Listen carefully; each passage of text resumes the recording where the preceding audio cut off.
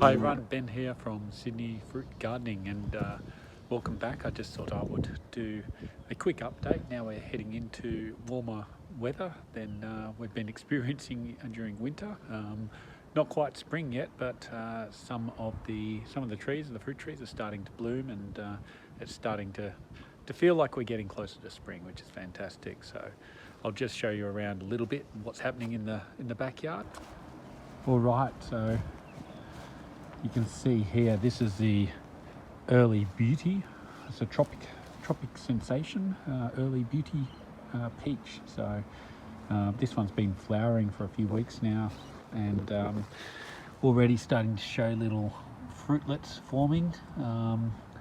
This is really cool because your tropical fruit trees, while I love them, don't always fruit for you that quickly. So it's nice to have a few reliables like the stone fruit or the apples, where you know you're going to get something. You don't have to wait too long, and by the looks of it, this peach tree is going to be prolific. So lots of little fruitlets forming.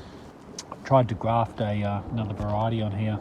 I'm not sure if this is going to be successful. Yeah, I don't know. Might do. Who knows? A little bit of green there, but it's a red-leafed peach. I can't remember which variety, but we'll see how that goes. But yeah, really doing quite well, that little peach tree. All right, I'll just show you the apples quickly. This is one of my multi-grafted apple espalier or espalier trees. I've put the towels just to cover up some grafts that I've done to prevent them from drying out from too much direct sun. But here we've got Dorset Golden. This is a Dorset Golden graft from this point up, and you can see already, flowering quite nicely. It's probably about 5 days behind my Tropic Sweet, which is starting to finish up in terms of flowering. So I think I've just got enough overlap to have pollinated a few of the flowers on this Tropic Sweet. Is it Tropic Sweet? Yeah, yes, Tropic Sweet. So far this is the earliest in terms of bloom time, and I'll be trying to grab one of these flowers that are just starting to open now, or about to open, and I'll use that to do some hand pollination of the remaining Dorset Golden flowers. So do that in a few more days, perhaps, once we get to the end part of the flowering for the Tropic Sweet. But yeah, so that's good. That's my early apples already starting. First flower actually opened on the 3rd of August.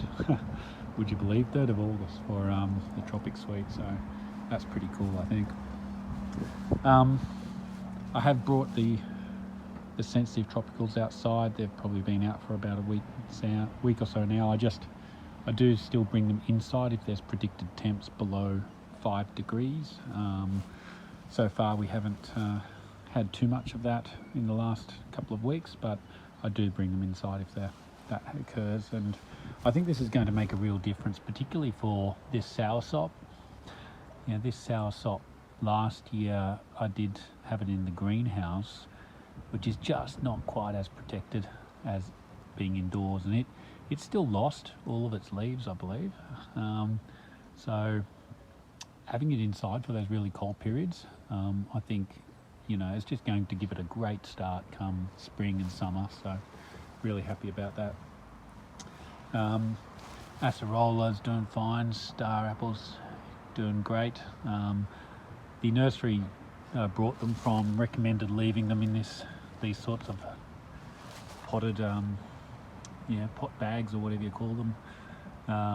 Sort of seems to have a lot of vermiculite and peat moss in there. It recommended leaving them in for about 6 weeks. It's been well past that now, but just with winter. I didn't feel like repotting them during winter. I think it might be better once spring truly hits, so I'll do that then. This is a cool little yellow Jaboticaba, courtesy of Neil. Thanks, mate. It's doing really good. It's got some new growth. Again, that's another one I'll put up a bit later. The Abiu success story keeps going with the E4 still being the leader of the pack. Just excuse the plane flying overhead. Hopefully that's not too loud for you guys. And then we've got the Z4s over here, which are, they're doing all right. They still get hit by a bit of scale, these guys. That seems to be the main pest I have to watch for. All right, we'll keep moving through. This Rolinia's doing all right. There's new growth coming off that. It's lost pretty much all of its leaves now. So as long as we don't get any more super low temps, it's going to start springing out this new growth, and I think it's going to be a-okay. All right, you might wonder what the shopping bag is on the floor. It's not a spare order from Coles. It's actually how I go about propagating my figs. So this essentially just gives it a bit of a, greenhouse effect on a budget. If I take this off, we're starting to get signs of life, which weren't there before. So very early signs of life, but some green there, and this is starting to open up a little bit. So look, very early signs of life, but they're looking a lot better. Over here too, potentially as well, a little bit of green starting to show. I've only just noticed that. They've actually been in here probably for 2 months, or maybe more, I don't know. I think the issue was I didn't have them in the sun, so it wasn't really getting that warm for them. Moving it in a position where they're getting some sun, but having the greenhouse bag over the top of it, keeping the moisture in, I think is working better. These are going to be, well, they're blue Provence fig cuttings, so look, I hear good things. I got them in a swap, so looking forward for them to start taking off, and then I'll put them in their own pots later. All right, everything else around here is doing okay. Little Espalier Jackfruit's doing all right. You can see the freaking annoying chickweed, which is starting to try to take over this area. I'm going to have to do something there about that. White Sapote Campong is doing good. It's doing all right. A little bit of new growth. A bit of a compromise here. I've got that trampoline still in place to try to protect this tropical zone. The compromise though is that it sort of blocks the sun for this guy.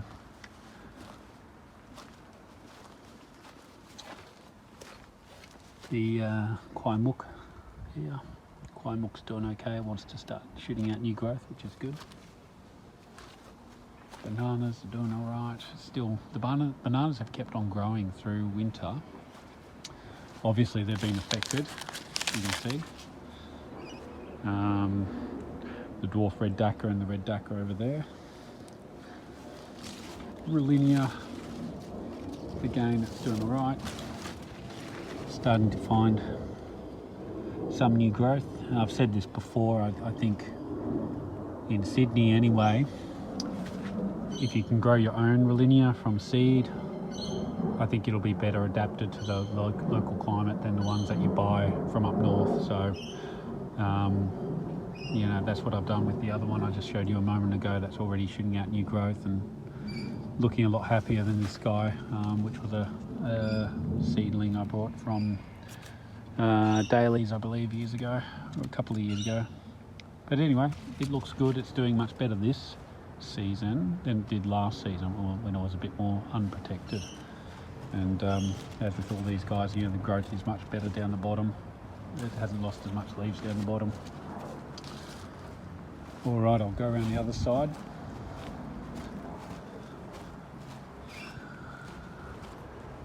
So the blue Java banana's doing well. It's stayed green, all through winter. It's shooting out new growth too. Black Sapote's doing really good. These are probably, I'm not sure how much longer, but This is one of the Waxapodes down the bottom there. There's more over here. And there. So I think there's only 4 sort of main ones. However, it was trying to shoot out new flowers, so maybe they'll form into Waxapodes too, which would be cool. These tropicals have been doing all right too. So the guavas, the yellow guava, the strawberry, and this one must be the white, I think. What else I've got here? White guava, yeah. So they've all done all right, to be honest. No problems with the guavas. I'm actually really happy with the canistels though. They have stayed out for the whole of the winter period, and you know, there really isn't that much of an issue. So I'm really happy about those guys doing good. A couple of others that are doing good. The longan. This is a seedling longan. Look, the leaves have curled up a little bit, but not, you know, nothing drastic to report there. It's doing all right. Particularly this longan, you know, this canistel, and maybe this peanut butter tree. I'm going to try and find some space to put them in the ground, so they've got a new home, and they can start to really flourish this season. So look out for that. I'll start planting them probably in the next month or 2. Patanga tuber is doing good. I'm probably just going to leave that one in a pot, but so far it's doing really well. So Jackfruit's doing good. It keeps trying to shoot new growth, but during colder season, that's what happens to the new growth. It just sort of shrivels up a little bit. So it really needs to just hang on until we get into warmer temps. But you know, the leaves are still beautifully glossy, and you know, not that much damage. So yeah, really happy with that. So we'll see how that one continues. Panama Berry, no change really on the Panama Berry. It's not sending out new growth or anything just yet. Maybe it's trying to there, I'm not sure.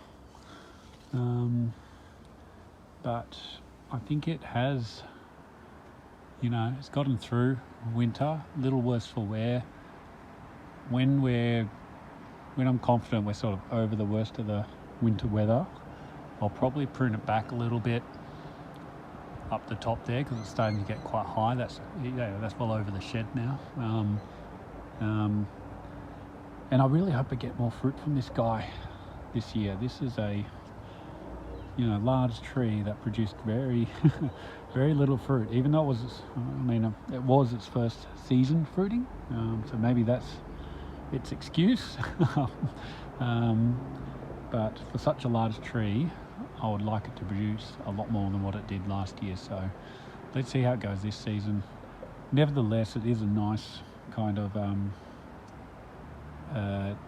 protection tree. Like it protects some of the surrounding trees, like the Willinia around there, and the Wax Jambo, which I didn't show you, so I'll show you that now. Wax Jambo is really well hidden back here.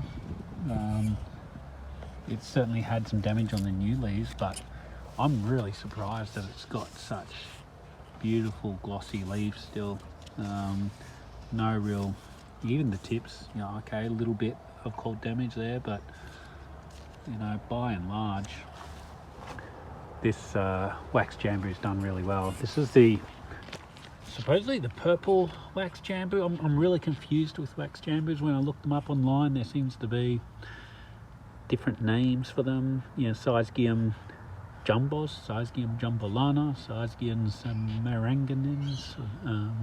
Can't say all these names properly, but yeah, I hope I've got the good one. It was grown from cuttings, so I don't know, I'm quietly hoping maybe I might get a fruit this year. That would be totally cool if I did, but I'm just happy at this stage that it's done so well during our Sydney winter, which was pretty cold early on. So, all right, we'll go back around the other side.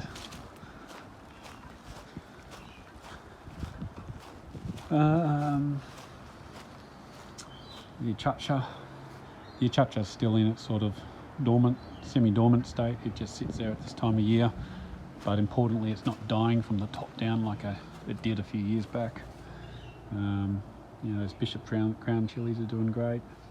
I have like a complete oversupply of them.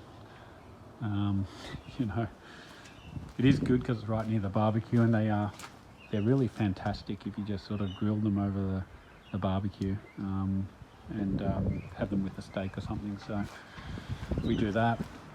And the avocado, Avo's doing okay. It's got its one sort of attempt at flowering up the top there. Nothing else at the moment. Pretty quiet, a little bit of growth here, but it looks like new growth, but it's been like that for some time, to be honest. So, but yeah, it's doing okay. All right, well, that's just a quick update of the backyard tropical, subtropical fruit trees. Really happy with how things have gone so far this winter, and can definitely attest to the fact that, you know, if you have a few other trees as a bit of a buffer, you have some protection like the trampoline I've got here in Sydney, you can sort of help create that little microclimate where, you know, where some of these trees just get yeah, a bit of protection, and they can get through okay. So, all right, everyone, I'll start doing a few more videos at the front and other more specific videos later on. I'm doing some grafting at the moment, so stay tuned, and yeah, look out for those videos later. All right, see you on the next video. Bye.